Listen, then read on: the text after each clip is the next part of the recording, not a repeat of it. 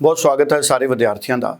ਜਿਹੜੇ विद्यार्थी कनेडा पढ़न जाना चाहते हैं उन्होंने लिए बहुत महत्वपूर्ण है कि हुण फाइल किवें लाई जाए, क्योंकि कनेडा दे विच वीज़ा रिफ्यूज़ल बहुत ज़्यादा है, फाइल की रिजैक्शन बहुत ज़्यादा है।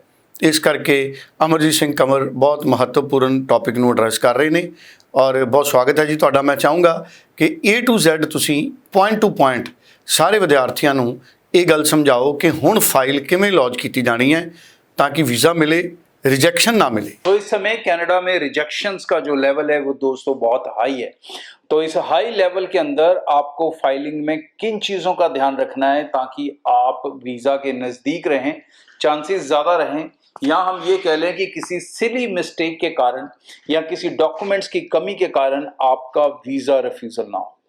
कौन कौन से डॉक्यूमेंट्स बहुत ज़्यादा ज़रूरी होंगे ये ध्यान से सुन लें। मैं बेसिक डॉक्यूमेंट्स की बात नहीं कर रहा कि ऑफर लेटर, LOA, GIC, ये सब तो होना ही चाहिए भाई, बट उसके अलावा जो आपके वीज़ा को डिसाइड कर रही हैं चीज़ें, उनका होना बहुत ज़रूरी है। तो कौन कौन सी वो चीज़ें, ध्यान से इसको सुने, समझें और फिर अपनी फाइल्स के ऊपर वर्कआउट करें उसी हिसाब से। सबसे इंपॉर्टेंट चीज़ कि आपकी फैमिली इनकम उसके अंदर ज़रूर होनी चाहिए। उसके लिए आप ITR से लगाएं। सबसे बढ़िया होगा अगर आप 2 साल 3 साल की ITR से लगा सकते हैं। अगर नहीं है तो कम से कम 1 साल की ITR तो उसके अंदर ज़रूर हो, इनकम टैक्स रिटर्न्स ही हों। उसके अलावा और कोई डॉक्यूमेंट्स के ज़रिए अपनी इनकम दिखाने की कोशिश ना करें। ज़्यादा से ज़्यादा form 16, that's it, 2 he document चल सकते हैं।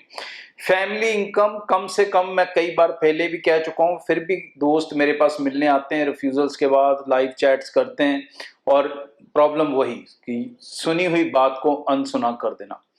आपको फैमिली इनकम कम से कम 12 लाख प्लस रख के चलनी है।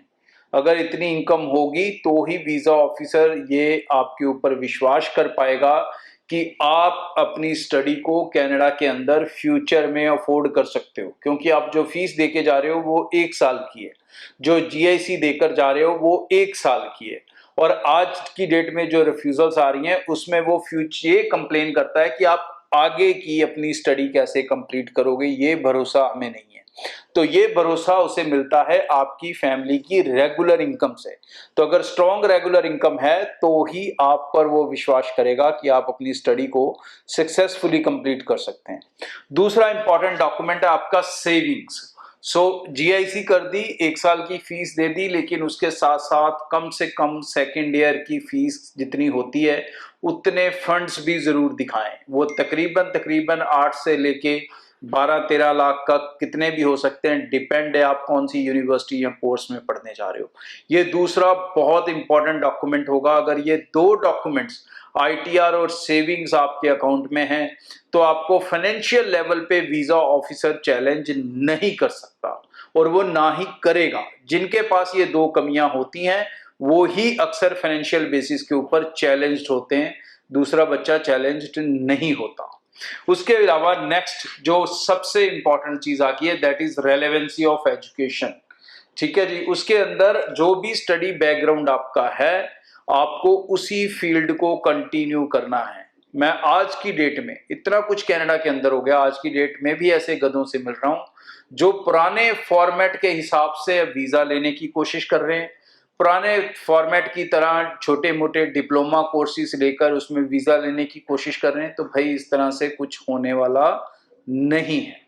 आप जिस ट्रेड में हो, बिजनेस में हो तो उससे रिलेटेड, कॉमर्स में हो उसके रिलेटेड, नॉन मेडिकल हो उसके रिलेटेड, मेडिकल स्टूडेंट हो तो उसके रिलेटेड, आर्ट्स वाले हो तो डिपेंड है आपने कौन से सब्जेक्ट किए हैं, उन्हीं के हिसाब से ही अपनी आगे की एजुकेशन को ऑप्ट करें। उसमें रेलेवेंसी होना जरूरी है। ये रेलेवेंसी यूके नहीं देखता, ये रेलेवेंसी फिनलैंड नहीं देखता, लेकिन ये रेलेवेंसी कनाडा देखता है, US देखता है, ऑस्ट्रेलिया देखता है। ये बहुत जरूरी है इन 3 कंट्रीज के लिए। हर कंट्री का अपना अपना वे ऑफ वर्किंग होता है। तो यहाँ पर आपको रेलेवेंसी ऑफ एजुकेशन भी देनी है और प्रोग्रेशन भी होना चाहिए। प्रोग्रेशन मतलब जिस लेवल की स्टडीज आपने यहाँ की है आप वहां पर उसके ऊपर वाले लेवल की एजुकेशन करने जा रहे हो। फॉर एग्जाम्पल +2 हो तो ग्रेजुएशन करने जा रहे हो, ग्रेजुएट हो ऑलरेडी तो मास्टर्स करने जा रहे हो, मास्टर्स हो तो या तो मास्टर्स इन स्पेशलाइजेशन करने जा रहे हो या पीएचडी करने चाह रहे हो, तो प्रोग्रेशन भी उस जो है स्टडी है आपकी, उसके अंदर आपके करियर के हिसाब से दिखना ज़रूरी है। ये 3 चीज़ें सबसे ज़्यादा ज़रूरी हैं। और सबसे इम्पॉर्टेंट चौथा document SOP, statement of purpose, जिसके अंदर अपने फाइनेंशियल की समरी, अपनी सेविंग की समरी, आप कैसे फ्यूचर में अपनी पढ़ाई का खर्चा बियर कर सकेंगे, घर से घर वाले कैसे आपको सपोर्ट कर सकेंगे, वो सब डिटेल्ड में मेंशन होना चाहिए।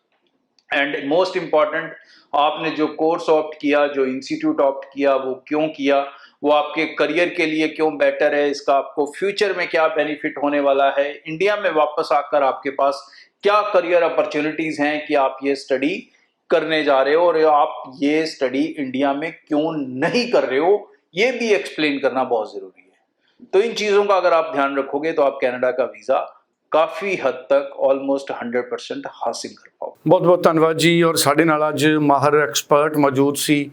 ਸਕਰੀਨ ਤੇ ਨੰਬਰ ਹੈ, ਇਸ ਨੰਬਰ ਦੇ ਜ਼ਰੀਏ ਤੁਸੀਂ ਟੈਲੀਫੋਨ ਕਰੋ, ਤੁਸੀਂ ਮਾਹਰ ਐਕਸਪਰਟ ਦੇ ਦਫ਼ਤਰ 'ਚ ਵਿਜ਼ਿਟ ਕਰੋ, ਔਰ ਤੁਹਾਡੇ ਮਨ 'ਚ ਕੋਈ ਵਹਿਮ ਹੈ, ਕੋਈ ਸਵਾਲ ਹੈ, ਉਹਦਾ ਜਵਾਬ ਲਓ, ਪੂਰੀ ਤਸੱਲੀ ਕਰੋ। ਆ ਫਾਈਲ ਅਪਲਾਈ ਕਰਨ ਤੋਂ ਪਹਿਲਾਂ ਕੋਈ ਗੁੰਜਾਇਸ਼ ਨਾ ਛੱਡੋ ਕਿ ਤੁਹਾਡੇ ਕੋਲੋਂ ਗਲਤੀ ਹੋਵੇ। ਸੋ ਤੁਸੀਂ ਨੇੜੇ ਦੇ ਦਫ਼ਤਰ 'ਚ ਵਿਜ਼ਿਟ ਕਰੋ ਜਾਂ ਤੁਸੀਂ ਆਨਲਾਈਨ ਅਪਾਇੰਟਮੈਂਟ ਬੁੱਕ ਕਰੋ। Thank you so much.